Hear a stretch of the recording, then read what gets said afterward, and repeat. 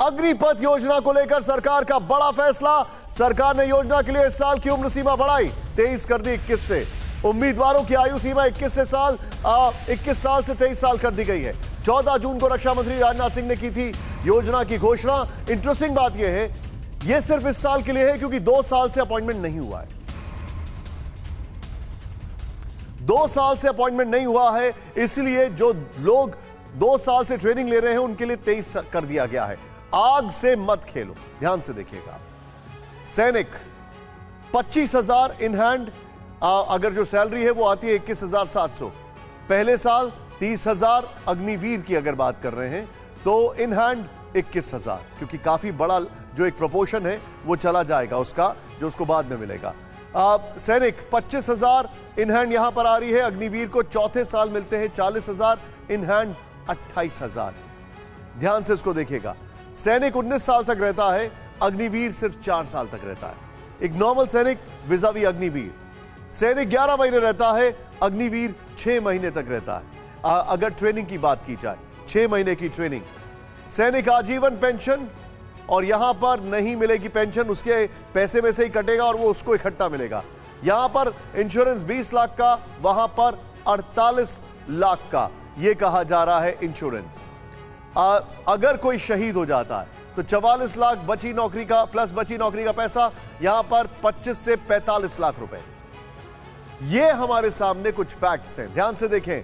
शहीद होने पर सेवा निधि का 11.71 लाख और वहां पर 25 से 50 लाख। छुट्टियां 90 दिन साल की, यहां पर तय नहीं है, मैं 90 दिन मान के चल रहा हूं। आर्मी कैंटीन आजीवन, सिर्फ यहां पर नौकरी तक।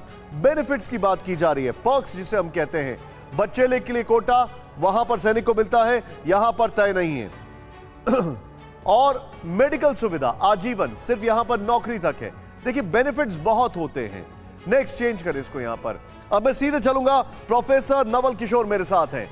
नवल जी, पहले तो मुझे एक बात बताइए आप, और ये पूरा आंदोलन शुरू हुआ है हमने देखा बिहार से, लेकिन क्या मुझे आप ये बता सकते हैं कि जो कुछ भी बिहार में हम देख रहे हैं ये एप्लीकेंट्स कर रहे हैं?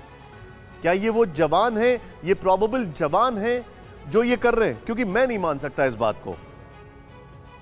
देखिए, हिंसा का तो कभी कोई जगह नहीं होता है आंदोलन में। ये कौन कर रहे हैं, ये सरकार और पुलिस का काम है।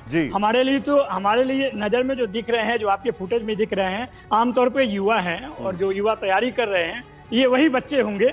ये अलग बात है कि जो तरीका है उसका हम लोग खंडन करते हैं, लगातार अपील करते रहे हैं कि कोई भी आंदोलन, आपने देखा होगा किसान का आंदोलन हिंसा के बगैर सफल हुआ। सर, मैं आपसे यही सवाल पूछ रहा हूं। आपने कहा ये वो बच्चे हैं जो तैयारी कर रहे हैं, ये वही आंदोलन कर रहे होंगे। सर जो देश की रक्षा की तैयारी करता है वो देश को नुकसान नहीं पहुंचा सकता, दैट्स फॉर श्योर। देखिए, जिसके भविष्य को आप अग्नि के हवाले कर रहे हैं, उससे आप उम्मीद करते हैं क्या करेगा क्या नहीं करेगा, ये तो मैं नहीं कह सकता हूं। आप हायर एंड फायर का, लेकिन नवल जी, मैं माफी चाहता हूं, अगर आपका ये स्टेटमेंट है कि हम उसके भविष्य को अग्नि के हवाले कर रहे हैं, आपको लगता नहीं है कि ये स्टेटमेंट ही अपने आप में बहुत प्रोवोकेटिव है, इंस्टिगेटिंग है? बिल्कुल नहीं। देखिए, मैं जो कह रहा हूं वो तो समझिए। पहले मैं कह रहा हूं कि जिसको ये बताया जाए कि आप जो भी तैयारी करें, नौकरी में जाएंगे, वो मात्र 4 साल का होगा, आपका कोई पेंशन नहीं है, सारी बातें आप दिखा चुके हैं। तो वह एक इस तरह का बात है कि आप जिस नौकरी में जाएंगे, चीज पूछता हूं, उस नौकरी में भविष्य क्या है। एक मैं आपसे चीज पूछता हूं, आपने ये बात को क्यों इग्नोर कर दिया कि अमित शाह जी, इस देश के गृह मंत्री, ने ये कहा कि हम इनको वहां से, ये लोग जब एब्जॉर्ब नहीं होंगे, पैरामिलिट्री फोर्सेस में लेंगे? आपने इस बात को क्यों इग्नोर कर दिया कि इस देश के एक बहुत बड़े प्रदेश के मुख्यमंत्री शिवराज जी ने यह कहा कि हम इनको जब ये वहां से निकलेंगे तो अपनी पुलिस फोर्स में लेंगे, क्योंकि एक ट्रेन्ड मैन पावर है ये। देखिए, ये सरकार क्या कहती रही है, पहली बार तो इसने कहा नहीं है। आप देखिए कि दिल्ली विश्वविद्यालय की बात बता रहा हूं, 2014 से लेकर अभी तक 4 शिक्षा मंत्री जब भी मंत्री बने तो बोले कि 6 महीना के अंदर जो वैकेंसियां हैं, जिस पर टीचर पढ़ा रहे हैं, उनकी संख्या 6 से 7 हजार है। आज तक उनकी भर्ती नहीं हुई, आज भी एडहॉक में है। और बिहार में जहां पर कि आंदोलन चल रहा है, 2020 के चुनाव में भाजपा ने कहा कि 19 लाख रोजगार देंगे, और आज वहां की हालत क्या है। तो आप देखें कि विश्वास करने वाला जो समाज है, जो युवा है, उसको पता है कि जो कथनी और कथनी में फर्क है, कथनी और करनी में फर्क है, वो उनके सामने है, इतिहास है। 2 करोड़ नौकरी वो भूले नहीं है, 15 लाख रुपए वो भूले नहीं है, 19 लाख रोजगार वो भूले नहीं है।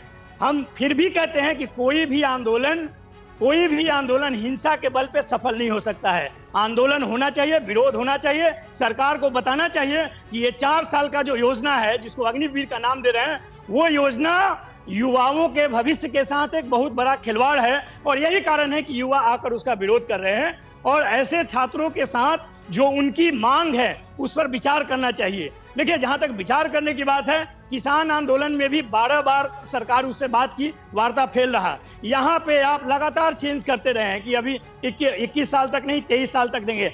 आप जिस योजना को लेकर आ रहे हैं उसके फायदे क्या हैं और क्यों इतने शॉर्ट सर्विस के लिए बच्चों को जो तैयारी कर रहे हैं, और पिछले 2 साल से कोई नियुक्तियां नहीं हुई है, ऐसे स्थिति में आप इस तरह का योजना दे रहे हैं जिसमें जाने से पहले बच्चों को लगता है कि हमारा भविष्य खतरे में है। सही बात। तो आंदोलन के लिए तो आएंगे। मैं आपकी इस बात को एक लाइन में सम अप करूंगा। जो युवा सड़क पर है, मैं उसको एप्लीकेंट नहीं मानता और मान भी नहीं सकता, क्योंकि जो फौज है उसका जो उसमें अप्लाई करता है वो कभी ऐसी हरकत नहीं करेगा। लेकिन जो इससे नाराज है वो ये सोच रहा है, और ये मेरा सवाल सिद्धार्थ से है। सिद्धार्थ, वो ये सोच रहा है कि हमारी नौकरी को लेकर अनिश्चितता हमेशा के लिए बनी रहेगी, एक सेंस ऑफ इनसिक्योरिटी हमेशा के लिए बनी रहेगी।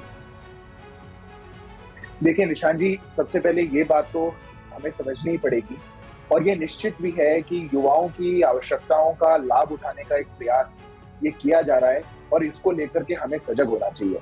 शायद जिस प्रकार का वातावरण बनाने की कोशिश की जा रही है, ऐसे में तो और हमारे पास युवाओं को रोजगार के अवसर कम ही होंगे। ऐसा वातावरण किसी भी देश के लिए रोजगार के अवसर बढ़ाने वाला नहीं। सर देखिए, एक बात, एक सेकंड मैं आपसे एक चीज जानना चाहता हूं। सिद्धार्थ, एक सेकंड प्लीज। जी। वातावरण तो ऑपोजिशन पार्टीज बनाती ही हैं। अन्ना हजारे ने कौन सा वातावरण बनाया था? हालांकि अन्ना हजारे ने एग्रेशन नहीं दिखाया था, अन्ना हजारे ने आगजनी नहीं की थी, बाबा रामदेव ने आगजनी नहीं की थी, लेकिन वातावरण तो हर कोई बनाता है। ये वातावरण पूरी तरीके से गलत है, लेकिन ऑपोजिशन पार्टी किसी भी मौके का फायदा ना उठाएं, यह संभव नहीं है। मैं ये नहीं कह रहा हूं कि वो लोग ये करवा रहे हैं, लेकिन वो लोग इस चीज को डिस्करेज करते हुए भी ये बोल रहे हैं कि अन्याय हुआ है, तो ये हम समझ सकते हैं वो क्यों कह रहे हैं। मेरा ये प्रॉब्लम है जो मैं समझना चाहता हूं कि आप लोगों की कम्युनिकेशन लाइंस, आप लोगों की strategising from day one flop क्यों कर जाती है?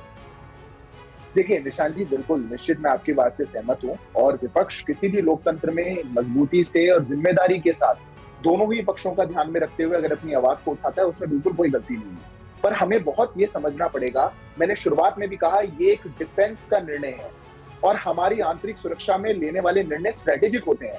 वो उनको इस ओपन मंच पर उसका ऐसा एनालिसिस किया जा सकता है। हमें ये विश्वास भी होना चाहिए। नहीं सर, लेकिन एनालिसिस नहीं किया जा सकता, लेकिन उसका इंट्रोस्पेक्शन करने की वक्त है। बिल्कुल करना चाहिए।